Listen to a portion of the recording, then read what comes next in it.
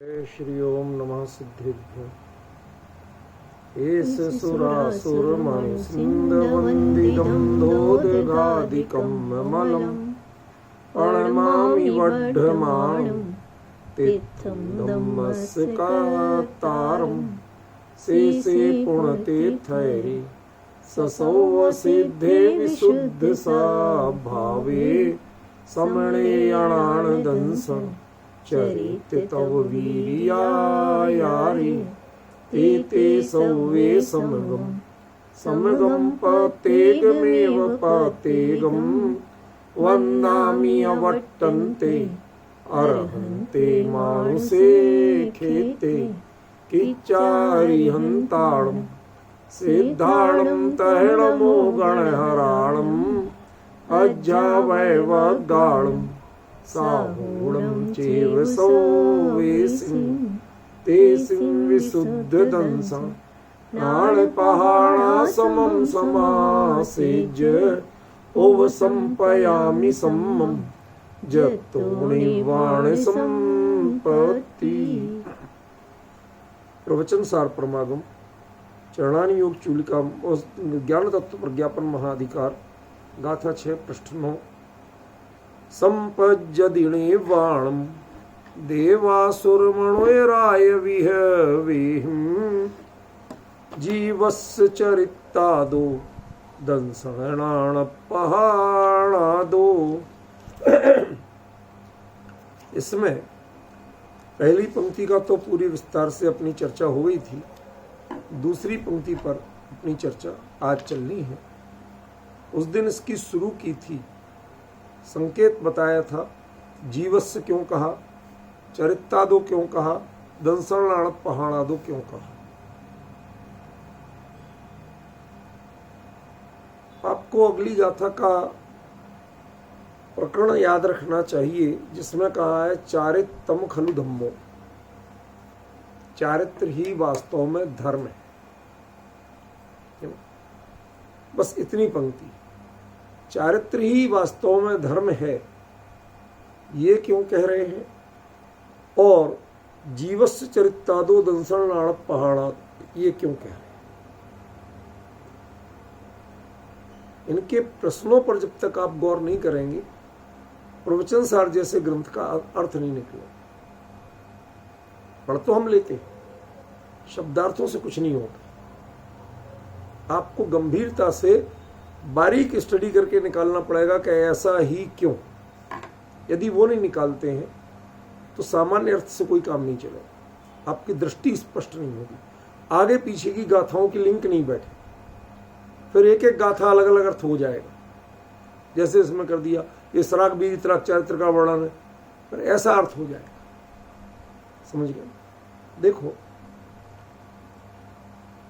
जो मैंने उस दिन बताया था कि जीवस्य शब्द का प्रयोग क्यों किया, क्योंकि जो चारित्र है वह किसी पर्याय की पूंजी नहीं, वह जीव के चारित्र गुण की परिणति है। परिणति अपने आप में पर्याय होती है, लेकिन वह किसी पर्याय की पूंजी नहीं है। जैसे हमने देव नार की ऐसी पर्याय या मुनि और गृहस्थ ऐसी पर्याय, इसकी पूंजी नहीं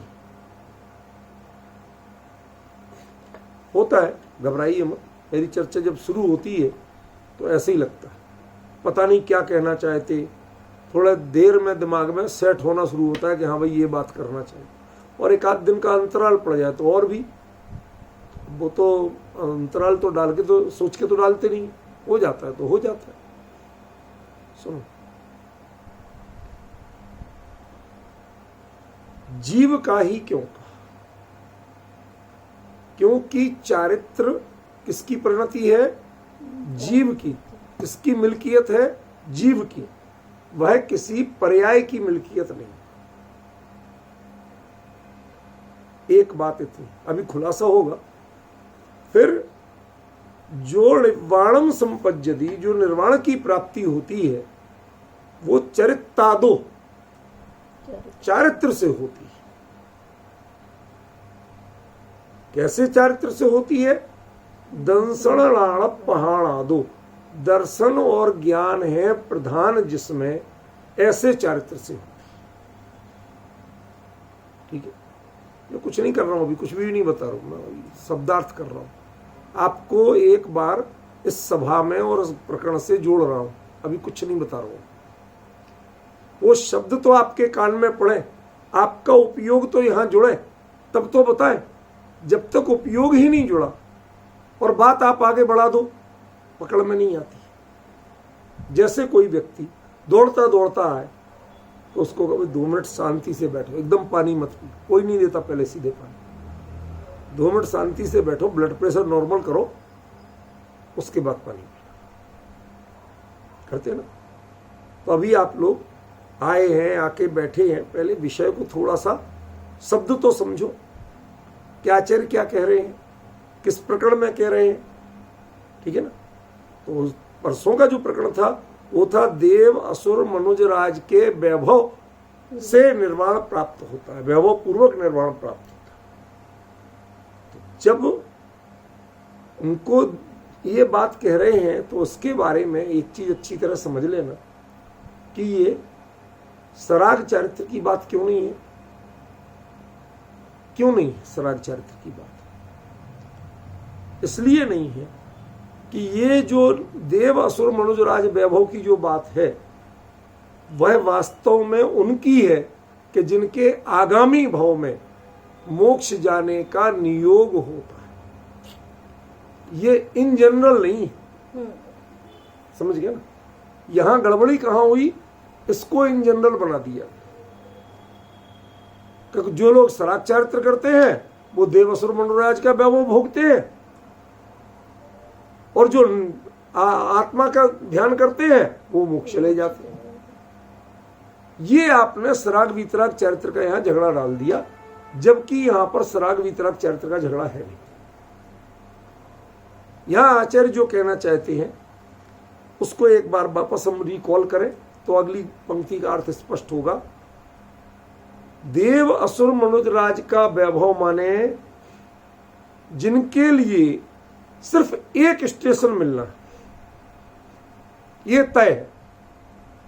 ठीक है ना? सिंगल स्टॉपेज, उनके लिए ये बात कही गई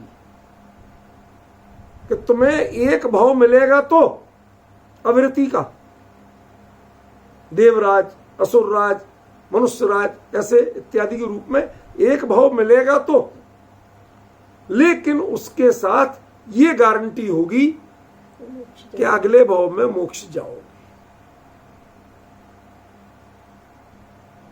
तो उसमें वैभव शब्द क्यों प्रयोग कर दिया?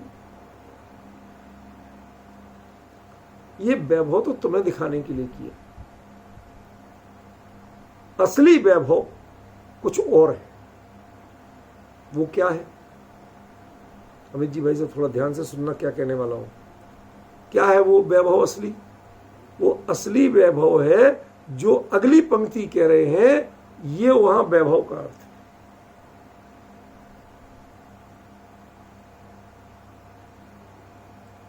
मैंने आदत बना ली, पहले प्यास पूरी जगने दो तब समझाओ। जब तक घूमने दो कोई बात नहीं, दायरे में तो ही घूम रहे हैं ना, कहीं बाहर तो नहीं जा रहे। क्योंकि बात जब गहरी होती है ज्यादा तो उसको थोड़ा सा प्यास जगाने के बाद पानी पिलाना चाहिए। सुनो अब उत्तर। चारित्र कहती किसको? जिन्हें व्यवहार चारित्र या सराग चारित्र जो चीजें हैं वो जिन्हें चारित्र लगता है, उसकी तो यहां चर्चा ही नहीं। चरित्र है नहीं, लगता है उसकी यहां चर्चा ही नहीं है, नाम ही नहीं लिया। तो कैसे होता है? कहते हैं कि ये जो बात है देवराज आदि का जो वैभव है उसके काल में भी चारित्र होता है। व्रत नहीं होते, चारित्र होता है।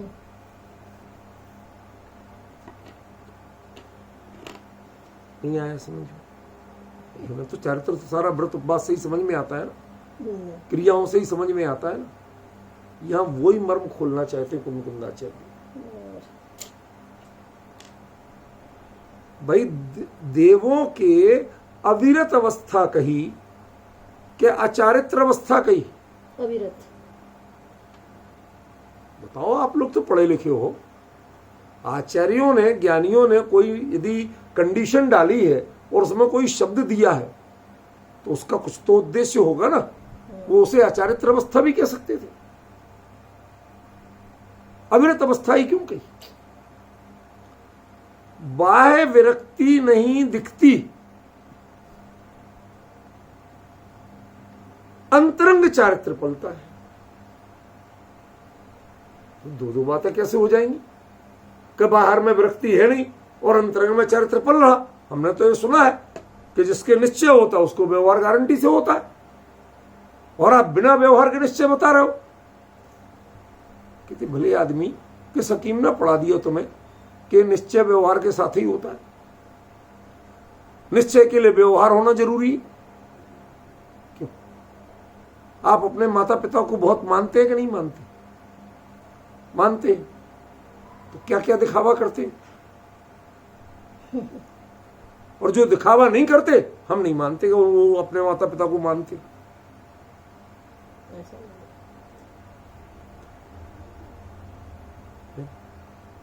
एक काम कर, किसी के पिताजी अभी हों और उनकी हालत थोड़ी नाजुक हो, एक मेड लगाओ।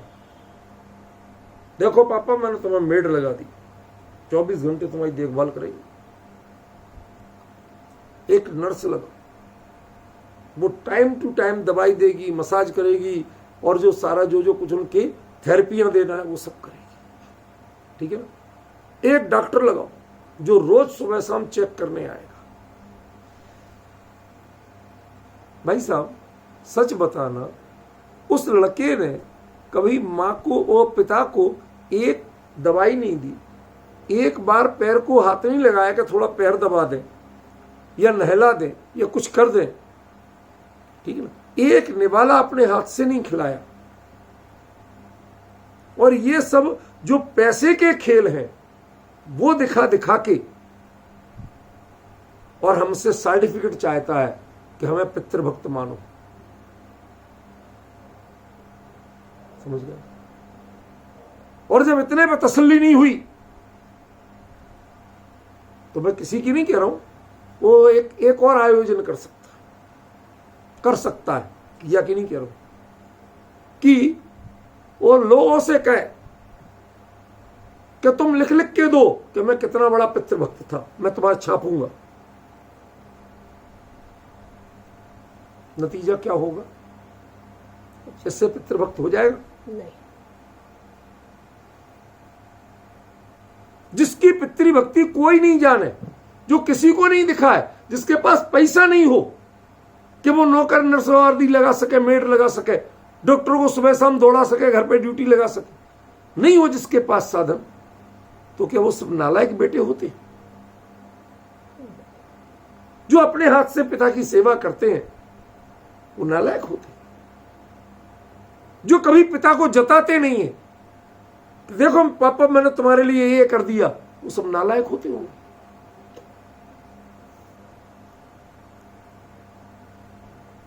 बताइए ना, ऐसा कुछ होता है क्या? एक साधन नहीं जुटाया, एक पैसा खर्च नहीं किया। समझ गए? श्रीमती जी को नहीं बनाना तो सुबह से किचन में घुस के पिताजी के अनुकूल, जैसा वो शुद्ध भोजन करते थे, जैसा बना, पिताजी क्षमा करना, अब जैसा है खा लो, अब नहीं बन पाया, आज आपकी बहू को बनाना नहीं था, मैं तो जितना आता।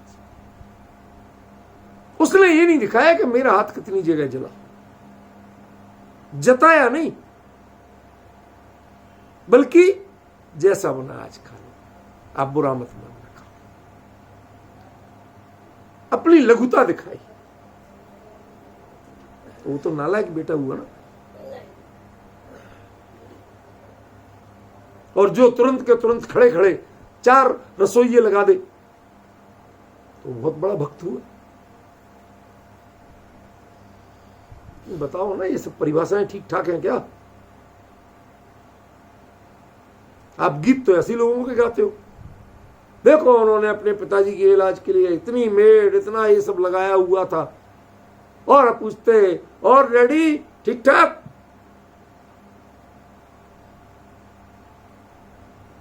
वो बोल भी नहीं पा रहे। आज तो कल से अच्छे लग रहे हो गई फॉर्मेलिटी पूरी, पितृभक्ति पूरी हो गई।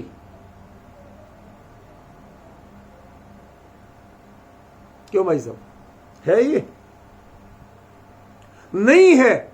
इसका मतलब जिसे दुनिया देखे, दुनिया जाने, और जिस पे पर द्रव्य का खर्च हो, वह उस कार्य की असलियत नहीं। समझे? जो असलियत होती है उसके लिए सबकी जरूरत नहीं पड़ती। जो निश्चय होता है उसके लिए व्यवहार की जरूरत कोई नहीं है। ये सब आपको भ्रम डाला गया है, आपको धोखे में रखा गया है कि जिसके निश्चय होता है उसके क्या जरूरत है उसे व्यवहार करने की। जिसके निश्चय सध रहा हो, अरे निश्चय जब नहीं सधता है तब व्यवहार किया जाता है। पॉइंट समझ में आ रहा है कि नहीं आ रहा? क्या कह रहा हूं? निश्चय जब नहीं सधता है तब व्यवहार किया जाता है। और जो बिना दिखावे के निश्चय को चुपचाप, अपने पिता की भक्ति सेवा वो चुपचाप कर लेते हैं, किसी को नहीं बताते, किसी को नहीं जताते। कैसी चल रही है पिताजी की? ठीक है, चल रही है भाई, जो अपन चाहता कुछ नहीं। जो नहीं बोलते वो तो सब नालायक होते होंगे। जिनको आप पिक्चराइज नहीं करते वो तो सब नालायक होते होंगे। तो जो बाहर में देह की क्रियाओं में चरित्र नहीं दिखाते वो नालायक कैसे होंगे? ये देह की क्रियाएं, देहाश्रित क्रियाएं, ये व्रत हैं, उनको अविरत कहा गया, अचारित्र नहीं कहा गया।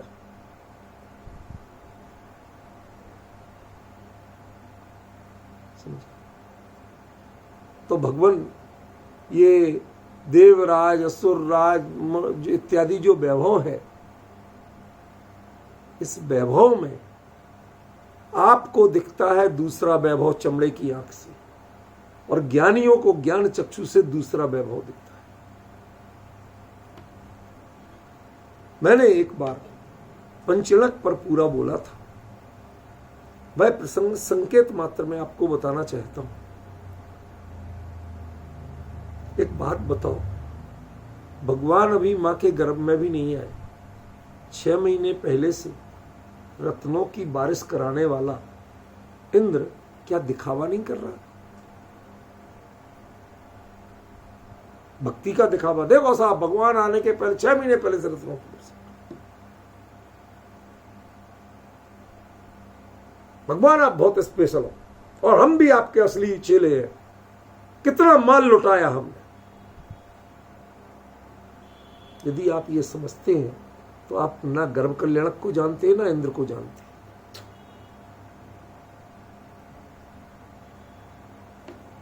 तो क्यों लुटाता है? 2 कारण।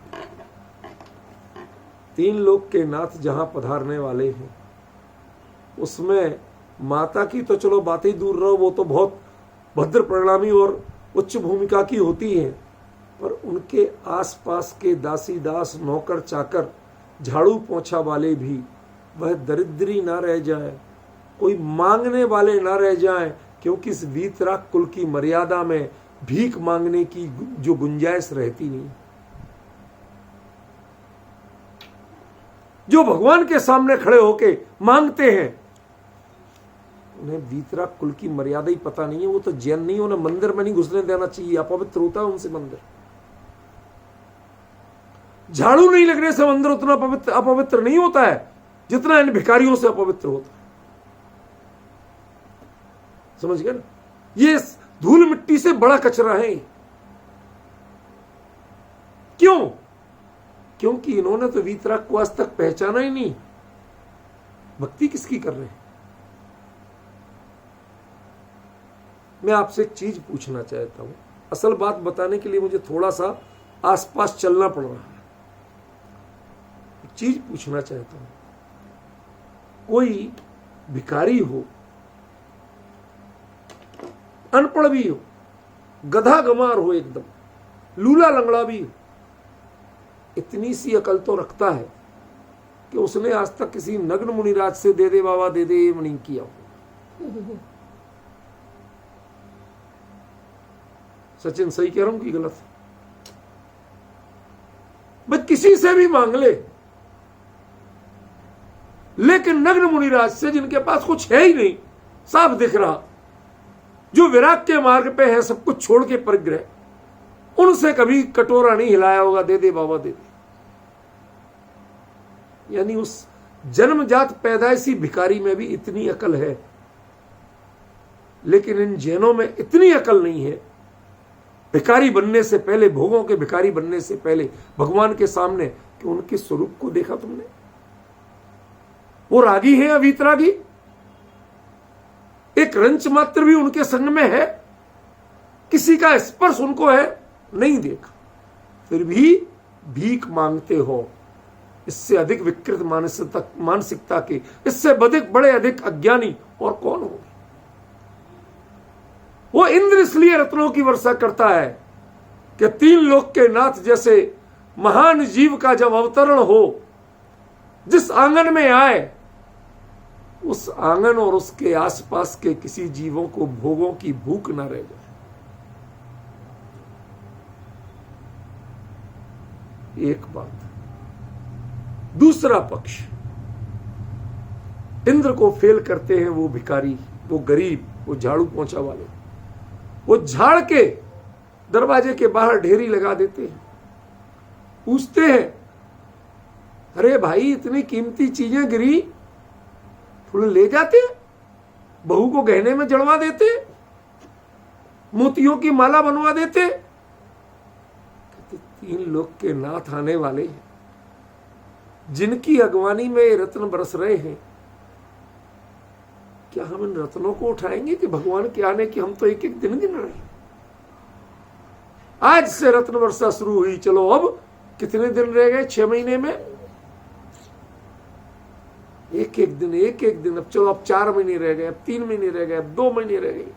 उनको प्रति क्षण अंदर में ऐसा बहुमान उमड़ता क्या, हम जिस राजमहल में सेवा करते हैं, झाड़ू लगाते हैं, वहां भगवान आने वाले। उसे भोगों की भूख नहीं जगती। वो तुमसे अधिक ज्ञानी है, जो झाड़ू लगाता है वो तुमसे अधिक ज्ञानी, और तुम उनके सामने जाके भोगों की भीख मांगते हो। इंद्र वो एक्सपेरिमेंट करता है, वो व्यवस्था करता है कि 3 लोक के नाथ वीतराग बनने वाले भगवान यदि बाल्यावस्था में भी, मां के गर्भ में भी आए, तो आसपास कोई रोने वाला, गाने वाला, मांगने वाला, कराहने वाला कोई हो नहीं। उनके परिणामों की शांति खंडित करने वाला कोई नहीं हो। क्यों? क्योंकि इसमें इंद्र कहता मेरा भी स्वार्थ है। स्वार्थ क्या है? कि मैं भी प्रभु के उस वीतराग रूप के ही स्मरण रखना चाहता हूं, इस सराग रूप का नहीं रखना चाहता जो किसी को दे और ले। जन्म के समय, दीक्षा के समय, हर समय कितनी सावधानी रखता है। मुझे याद आता है वो प्रकरण जब जैन समाज के लोग दूसरी बड़ी मूर्खता करते हैं। बड़ी दृढ़ता से शब्द बोल रहा हूं, कठोर शब्द है मुझे पता है, लेकिन क्या करूं, जब मिथ्यात्व का कवच नहीं टूटता ना, तो कठोर शब्द बोलना पड़ता है। जैसे नारियल की खोपड़ी नहीं टूटती है, हमें गरी चाहिए तो पटकना पड़ता है, समझे? जानबूझ के बोल रहा हूं। दूसरी बड़ी मूर्खता करते हैं, जिन भगवान की रक्षा के लिए इंद्र ने चिंता नहीं की, क्या उसे अकल नहीं थी? पूरी थी, सब जानता था। अरे ये तो प्रभु के वीतराग बनने की प्रक्रिया है, इसमें मुझे हस्तक्षेप नहीं करना चाहिए। क्या है ये? ये वीतराग बनने की प्रक्रिया है, हस्तक्षेप नहीं करना चाहिए।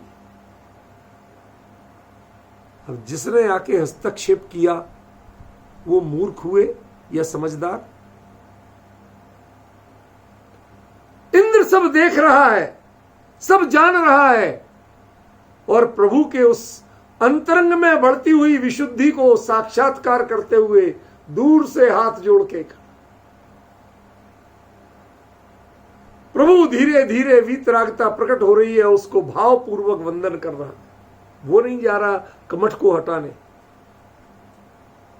दो नादान बीच में घुसते हैं, कहते तुम भगवान को उठाओ और हम ऊपर से छाता लगाते हैं, भगवान को हम बचाएंगे।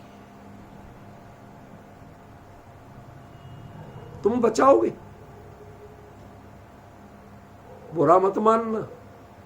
वो जो दूर से बरसा रहा था उससे तो उनको खरोंच नहीं आती, क्योंकि वज्रवृषभ नारद संगन के धनी थे। लेकिन तुम जो उनको उम्नी अवस्था में छुओगे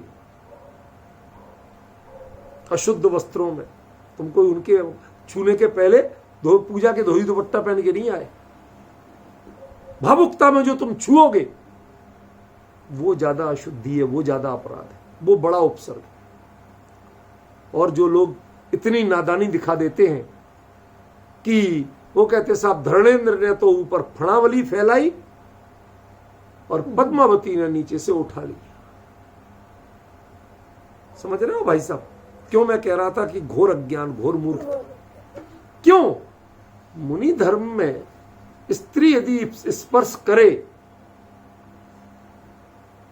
जिनके लिए पूरा त्याग है, उनको यदि स्पर्श करे तो वह उपसर्ग होगा या भक्ति होगी? वो उपसर्ग, वो पत्थर से उनके लिए दोष नहीं लगता, लेकिन स्त्री के स्पर्श से दोष लगता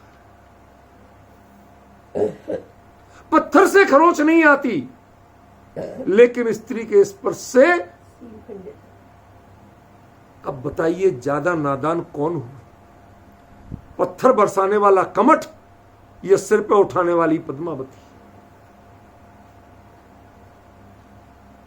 समझे? और इनकी लोग पूजा करते हैं।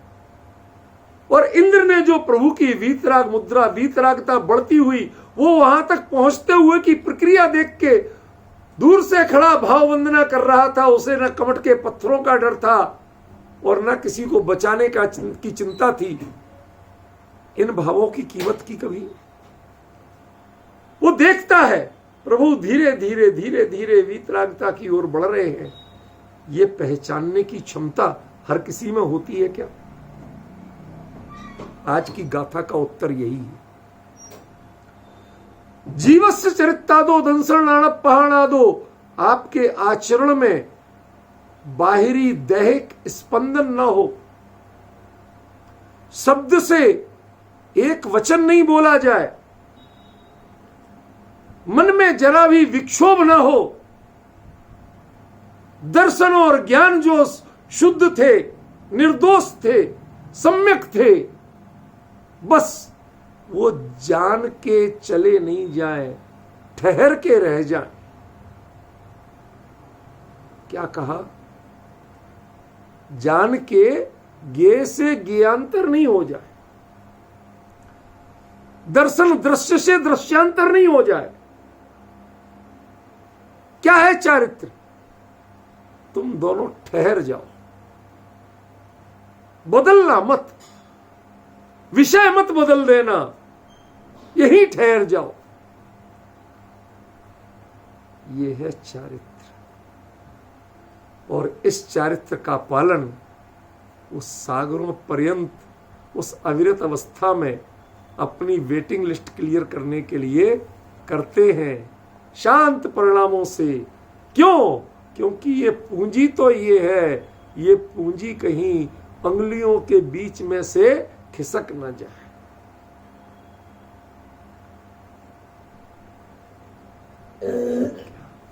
ऐसे अंगुलियों में दोनों हाथ जोड़ के ऐसे लिए, कहीं नीचे न खिसक जाए। कितनी दृढ़ता से हाथों को किए होंगे, तब कोई चीज हाथ में संभलेगी, अंजुली में संभलेगी। ऐसे ही इस दर्शन ज्ञान प्रधान चारित्र रूपी जो पूंजी थी उसे संभाल के सागरों की आयु निकाल देते।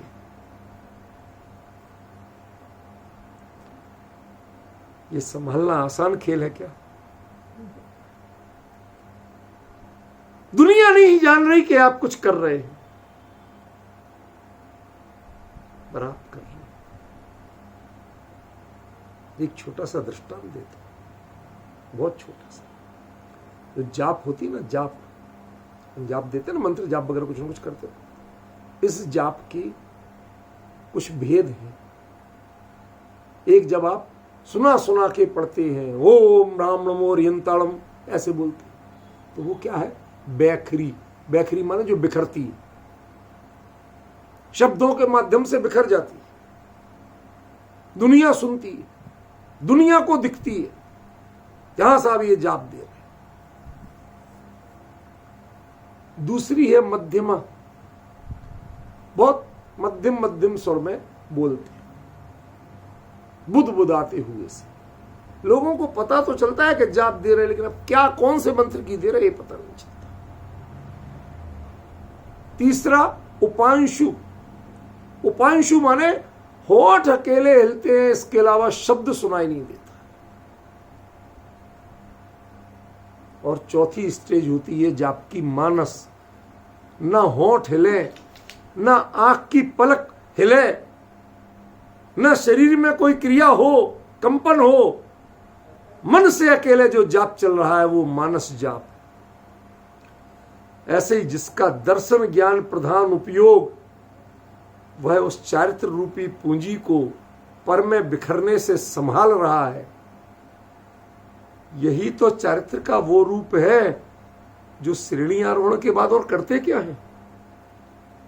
ना अणुव्रत होते, ना महाव्रत होते, ना ये समिति होती, ना गुप्ती हो, कुछ नहीं करते। गुप्ती भी नहीं होती, नहीं होती। मतलब अरे जब काय की चंचलता में उपयोग हो और वहां से हटके जाए तब तो गुप्ती कहलाए। उनका उपयोग यहां आता ही नहीं तो गुप्ती भी कहां से कहलाएगी? जो बीच बीच में स्वरूप में गुप्त होकर के निर्जरा करते हैं, उसके लिए कहा ज्ञानी के छनमाई त्रिगुप्ती ते सहज टरती, उनके लिए कहा। श्रेणी आरोहण में गुप्ती नहीं कही। ख्याल में बस तल्लीनता तल्लीनता तल्लीनता, दर्शन ज्ञान तुम ही प्रमुख हो और मैं तुमको संभाल के बैठा। नहीं आया समझ। अमित जी आज आपको एक अच्छा दायित्व तो दे रहा हूं, जिम्मेवारी से निभाना। समझ के चलिए कि भगवान की रथ यात्रा हो रही है। रोड गांव के थोड़े बहुत गलियां कई बार ऊंची नीची भी होती हैं, कहीं कहीं उबड़ खाबड़ भी होती है। रथ में सुपर सस्पेंशन सॉकर वगैरह नहीं लगे होते, मर्सिडीज नहीं है वो। शांति भाई ध्यान से सुनना जरा। और आपने भगवान को लेके बैठने की जिम्मेवारी ली है। बोली ली शब्द नहीं बोल रहा हूं, जिम्मेवारी ली। अब जिस तख्ते पे पीछे लकड़ी का है वहां पर कोई आपको गद्दे तो लगेंगे नहीं, उस पर जो आप बैठे और मर्सिडीज में बैठने वाले जब वो रोड के गड्ढे लगते हैं तो हिप्स की हड्डियों पे बहुत कुछ चुभता है।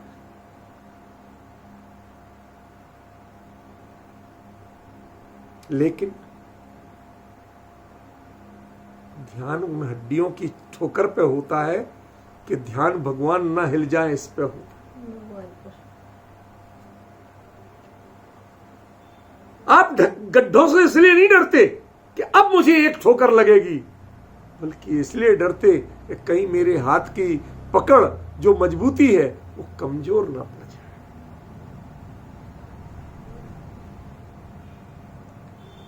यदि आपको उन गड्ढों से देह की चिंता होने लगे तो उसी समय बंद है।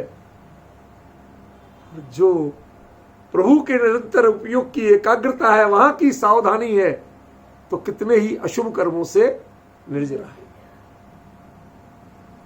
शब्द सोच के बोलूंगा, अशुभ कर्मों से, मैंने समस्त कर्मों से नहीं बोला, क्योंकि उस भूमिका की इतनी ही पात्रता है। अब डिफरेंस समझे, क्या डिफरेंस हुआ? जो घटित हो रहा है उस पर तो उपयोग ही नहीं है।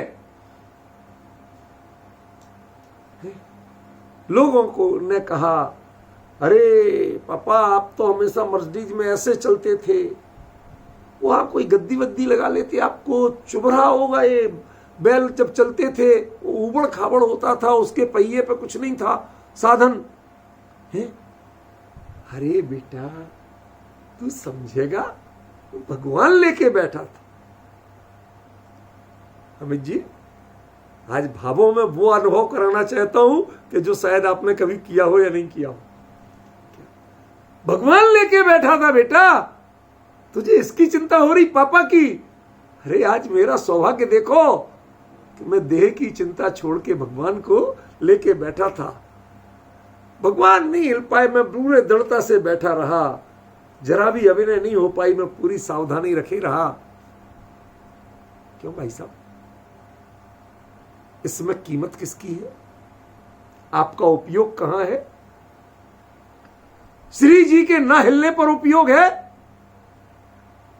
कि हड्डी में ठोकर लगने पर उपयोग है?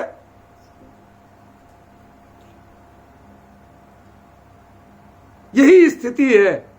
तुम्हें अविरत के गड्ढे दिखते हैं, ठोकर दिखती है, और ज्ञानी जीव अपने लिए मोक्ष की पात्रता के चारित्र को संभाल के बैठा होता।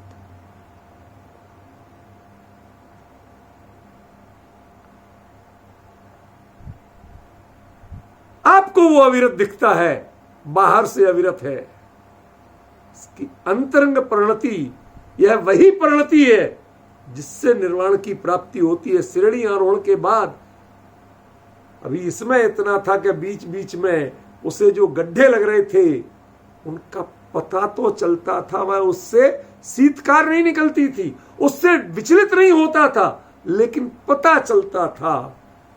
लेकिन वो स्थिति वो है कि जहां कमठ के पत्थर भी पता नहीं चले। इसकी स्थिति अविरत में जो चारित्र है, उस श्रेणी के चारित्र में अंतर क्या है कि दोनों की परिणति तो एक जाति की है, दोनों में दर्शन ज्ञान की प्रधानता है। फिर अंतर क्या है?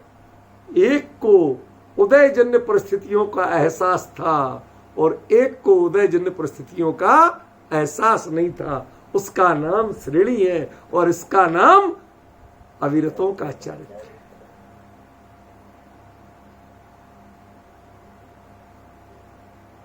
आई डोंट नो आप लोग उस वहां तक खुद चल के अपने भावों से पहुंच पा रहे हैं या नहीं पहुंच पा रहे।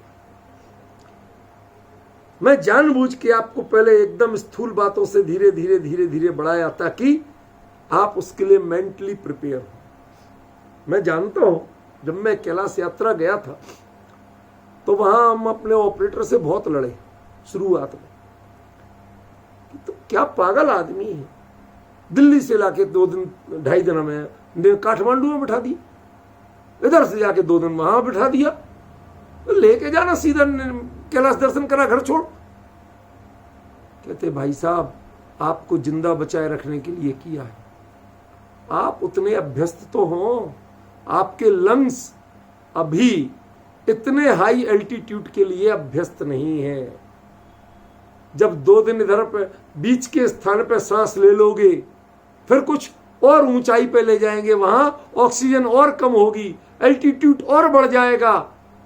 2-3 दिन में वहां जब अभ्यस्त होगे तब तो वहां तक के उसमें पहुंच पाओगे। सीधे ले जाके प्लेन से उतार तो देंगे हम, लेकिन भाई साहब जब सांस नहीं ली और लंग्स फेल हो गए तो दोष किसको दोगे?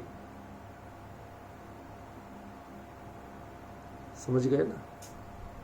ये धीरे धीरे स्टेज बढ़ रही है। श्रेणी का एल्टीट्यूड अलग है, वहां टेम्परेचर 0 पहुंच जाता है, कोई ताप नहीं है। यहां एल्टीट्यूड अलग है, यहां ताप है, ताप का एहसास है, लेकिन उससे विचलित पना नहीं।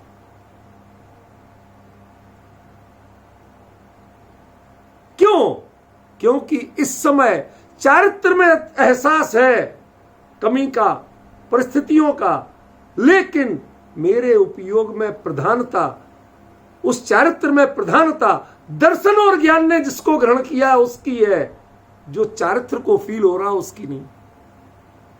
जैसे भगवान को लेके चलते समय बेटा बड़े भाग्य होते हैं जिनको भगवान लेके चलने का सौभाग्य मिलता है। तुझे बाप के हर ठोकर पर लगने वाली चोट वो दिख रही थी, पता तो बेटा मुझे भी चल रही थी, लेकिन मैंने उसको भाव नहीं दिया क्योंकि मेरे भाव तो भगवान से जुड़े हुए।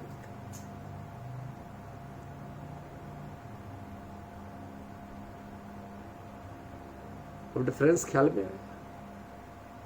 कौन सा चारित्र है, किससे मोक्ष होता है, और क्यों देवासुर मनोराय वालों को भी मोक्ष होता है, क्यों होता है?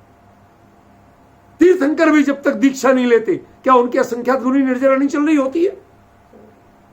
चल रही होती है तो काय से चल रही होती है? भावलिंगी मुनिराज जो छायक सम्यक दृष्टि नहीं है, उनसे असंख्यात गुनी निर्जरा तीर्थंकर के जीव को बाल्यकाल में भी होती है।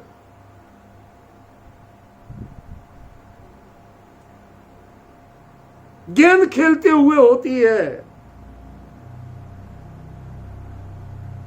भाई साहब कैसे होती है वो? ये देह की परिणति का एहसास तो है, लेकिन उपयोग की पकड़ वो दर्शन ज्ञान प्रधान रखा मैंने, देह को प्रधान नहीं रखा, चारित्र बाहरी चारित्र को प्रधान नहीं रखा। फिर क्या चारित्र है कि दर्शन ज्ञान का वो जो विषय है वो हिलने नहीं देता हूं, हिलने नहीं देता हूं। एक दर्शन है और एक ज्ञान है, और दोनों ने जिसको पकड़ा हुआ है उसे हिलने नहीं देता हूं।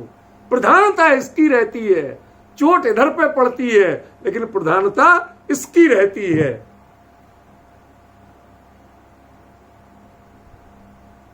अमित जी, भगवान को लेके बैठने का आनंद आया कि नहीं आया? फील हुआ कि जैसे हम वाकई में चल रहे हो? अपने परिणामों को उस लेवल पे फील किया? यदि आप ऐसी फीलिंग नहीं लाओगे तो कुंद कुंद की फीलिंग से नहीं जुड़ पाओगे। इसीलिए मैं आपको पहले बिल्कुल मंत्र गति से चलता हूं। मेंटली प्रिपेयर तो हो। हाँ साहब, भगवान के लिए लेने के लिए भाव हमने किए, अरे भाई उसके लिए पहले जाओ, नहाओ, धोती दुपट्टा पहनो, क्यों तिलक लगाओ, तब जाके विमान में बैठोगे, तब जाके श्री जी स्पर्श करने मिलेंगे, छूने मिलेंगे, पकड़ने मिलेंगे। ऐसे नहीं मिल जाएंगे। थोड़ी आपकी भूमिका बनाता हूं, क्रम से चलाता हूं आपको। एकदम से उतनी भाव भूमि के बिना ये सब बताएंगे तो ये भी आप कैजुअल ले लोगे। समझे कितना बड़ा अंतर है? क्या कह दिया आचार्य ने? दर्शन ज्ञान प्रधान चारित्र से मोक्ष होता है, निर्वाण होता है।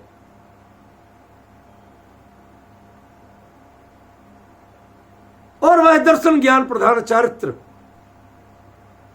चाहे देवासुर मनोराय का समय हो और चाहे वीतराग वैराग्य की मुद्रा का समय हो, दोनों में मेरा अक्षुण्ण रहने वाला है, वह नहीं बदलेगा।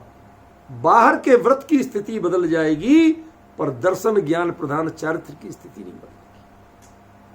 और उसके बल से मोक्ष जाऊंगा, तुम्हारे इसके बल से नहीं जाऊंगा। जिससे हम दुनिया पूजती है, तालियां बजाती है, उस चारित्र से मोक्ष नहीं जाऊंगा। दुनिया जिसे पहचान नहीं पाती है और मेरे संवेदनाओं में जो बसता है, संवेदन में जो बसता है, उस चारित्र से मोक्ष। जब तक आप कुंद कुंद से नहीं जुड़ेंगे, उनके हृदय में नहीं बैठेंगे, उनकी बात समझ में कैसे आएगी? मैं तो ये नहीं समझ पाता।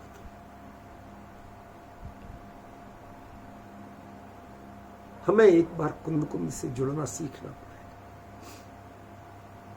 हर पंक्ति पे, हर शब्द पे यदि वो गहराई चाहिए, आप अविरत हो, लेकिन आपको उतनी गाथाओं का, विषयों का ज्ञान नहीं।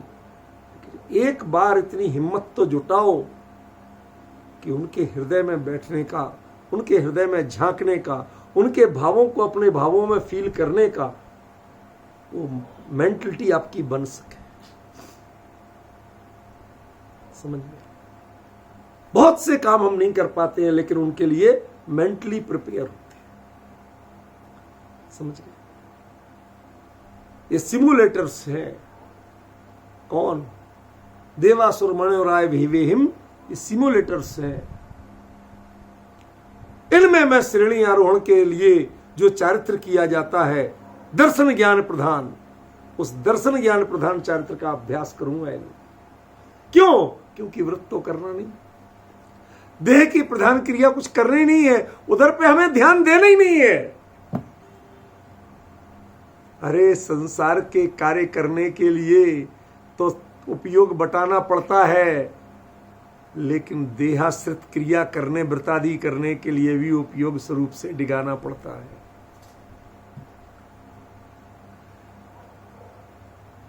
अब हमें ना संसार के कार्यों में उपयोग डिगाना है और ना देहाश्रित क्रिया में उपयोग डिगाना है। सारी दुनिया में आशा अविरति हो, हाँ ठेठ अविरत है, एक भी व्रत नहीं पालते, बिल्कुल हाँ सब बिल्कुल क्षमा कर, सबने छोड़ दिया। हमने उपकार माना कि आपने छोड़ दिया ताकि मैं अपने को शांति से संभाले रहूं। 4 लोग बिठा दिए जाएं भगवान को पकड़ने के लिए, तय मानना भगवान जरूर हिलेंगे। बात बदल रहा हूं, आपको पॉइंट अलग नया पकड़ा रहा हूं, वही की वही बात नहीं है। 4 लोग बिठा दिए जाए, भगवान जरूर हिलेंगे। क्यों? क्योंकि सब एक दूसरे की से अपेक्षा करेंगे। इधर से तुम संभालना, इधर से हम संभालेंगे। उधर से हिले हैं, वो आपकी जो ड्यूटी थी, मेरी नहीं थी। उपयोग संभालने के लिए आपको आलम्बनों की जरूरत नहीं होगी। दर्शनोपयोग और ज्ञानोपयोग, ये दोनों जिनको अपने स्वरूप में सावधान हुए, चाहे श्रद्धा को चाहे दर्शनोपयोग, दोनों घटित हो जाएंगे, कोई उसमें अंतर नहीं। ज्ञान ये तत्व प्रज्ञापन है ना, इसमें एक्चुअली दर्शनोपयोग घटित हो, यहां पर श्रद्धान वाली बात नहीं लगेगी। इसलिए समझना, समझिए। पर घटाना चाहो तो दोनों घट जाएंगे, कोई समस्या नहीं। क्या वो दोनों जिस ज्ञायक को विषय करके जाना था, वहां तक तो ज्ञायक ज्ञेय था, और जब उस ज्ञायक से उपयोग हिलता ही नहीं तो उसे चारित्र कहते हैं। उसे फिर ज्ञान नहीं कहते, उसे दर्शन नहीं कहते। जब वो हिलना भूल जाता है तो उसे क्या कहते हैं? चारित्र कहते हैं। इसमें और श्रेणी में क्या अंतर है? कि अंतर ये है, इससे बाहरी चीजों की जो कुछ हो रहा है उसका पता होता है, निरपेक्ष नहीं हो जाता। उपयोग अपने में, दर्शन ज्ञान उसमें तल्लीन नहीं हो जाता, उसको संभाले हुए।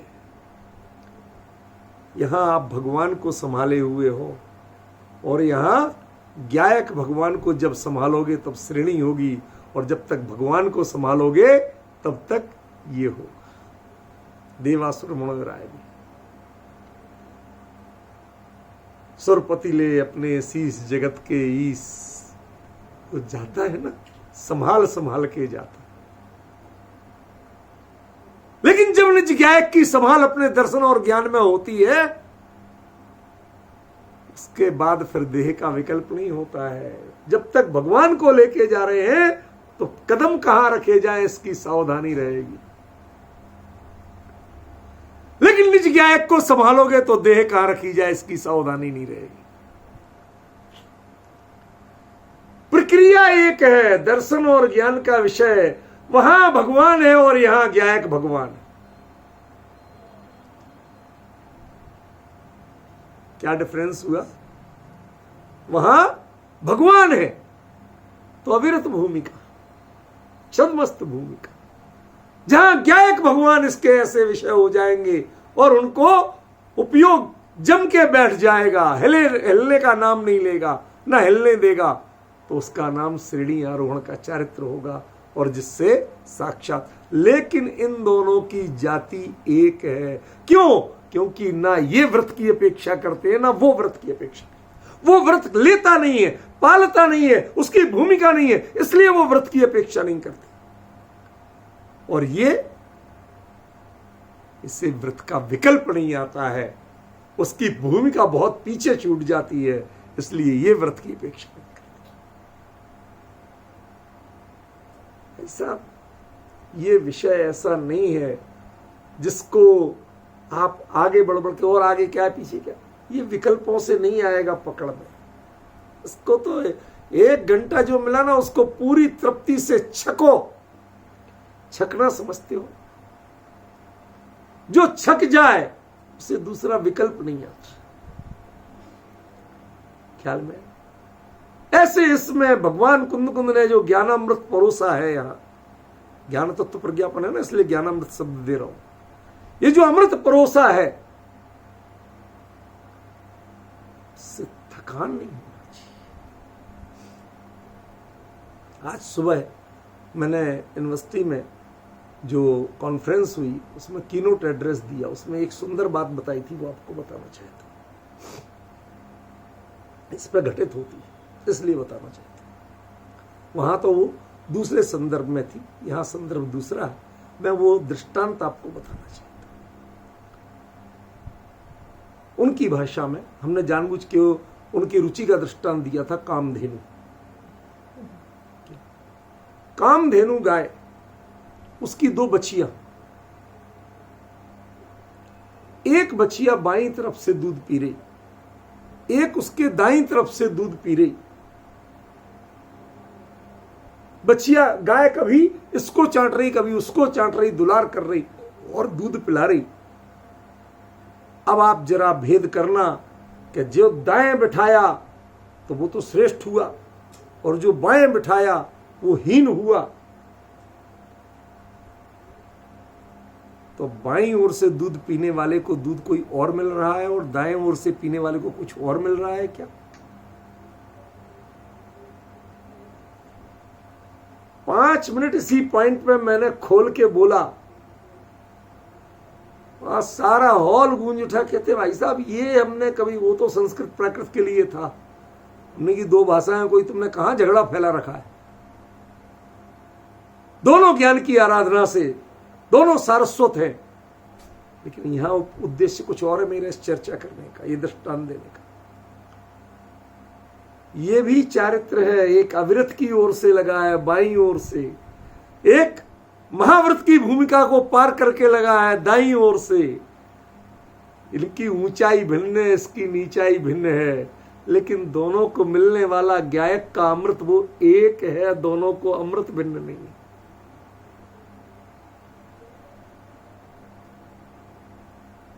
समझ में? उनको बेचारे को भले ही बूंद बूंद मिल रहा हो और इनको छक्के मिल रहा हो,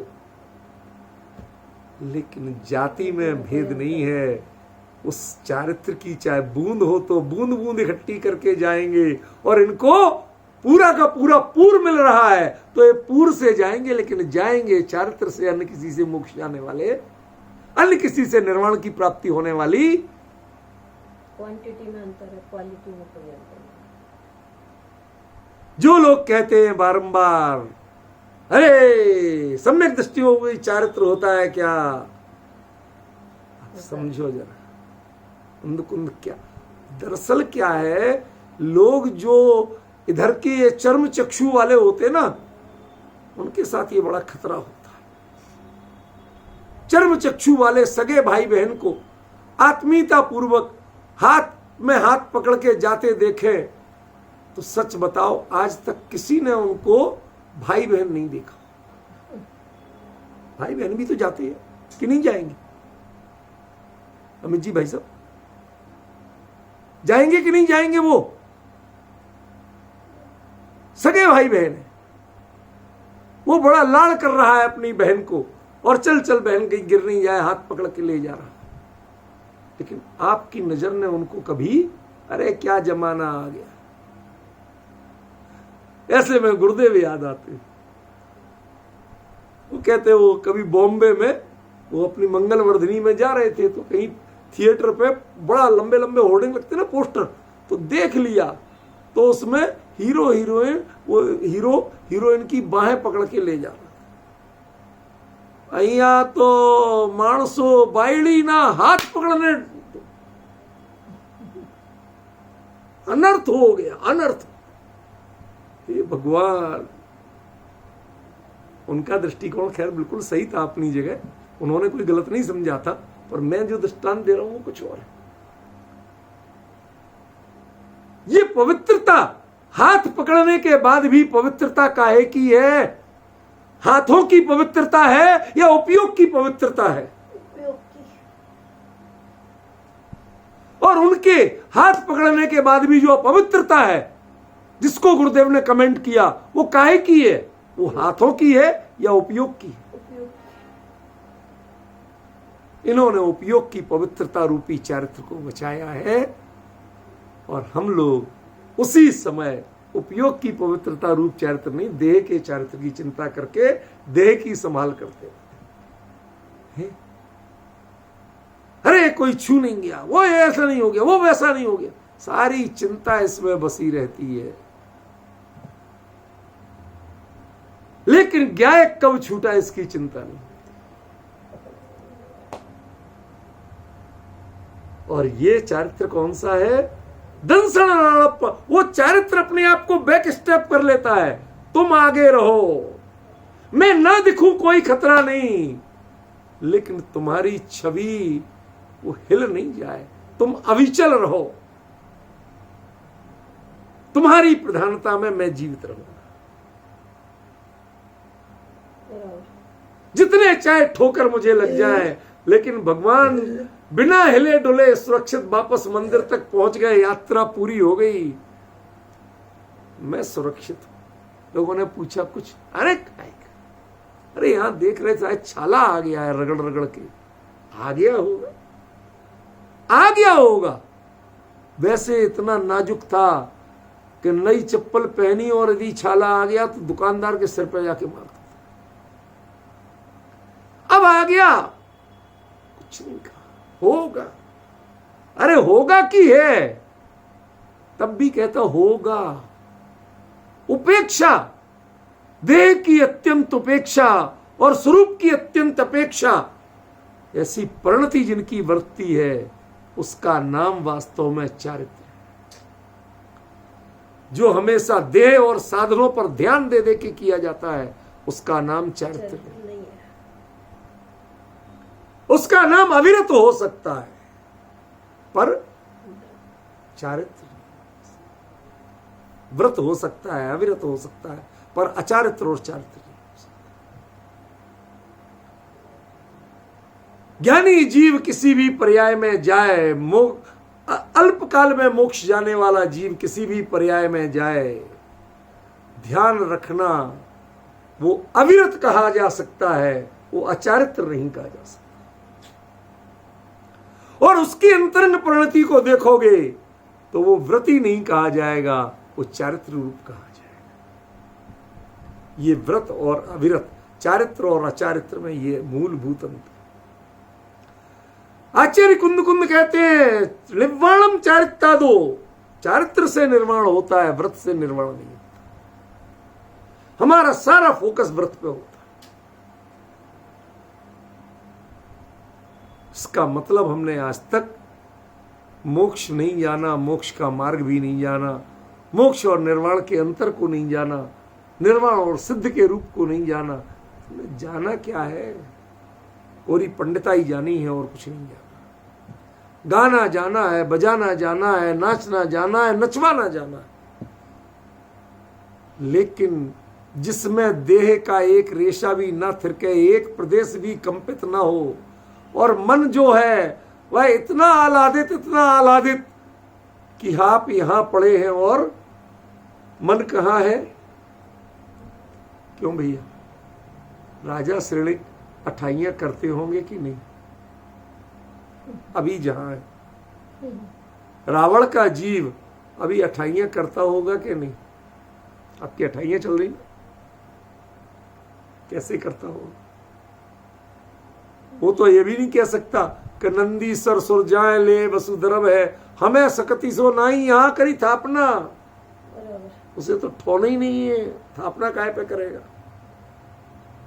वसुधरव भी नहीं है, पूजा कैसे करेगा? कहते द्रव उसको चाहिए जिसको उपयोग प्रभु से जोड़ने के लिए कचास होती है, जिसका उपयोग भटकता है, उसके लिए द्रव चाहिए। वो कहते मेरा तो उपयोग स्मरण मात्र से प्रभु से जुड़ा रहता है, मुझे द्रव नहीं चाहिए, मुझे स्थापना नहीं चाहिए। तू स्थाप निज को आत्म पद में, मैंने अपने आप को प्रभु के पद में स्थापित कर दिया उपयोग को, इसके बाद मुझे कौन सा चारित्र चाहिए? ख्याल में आएगा?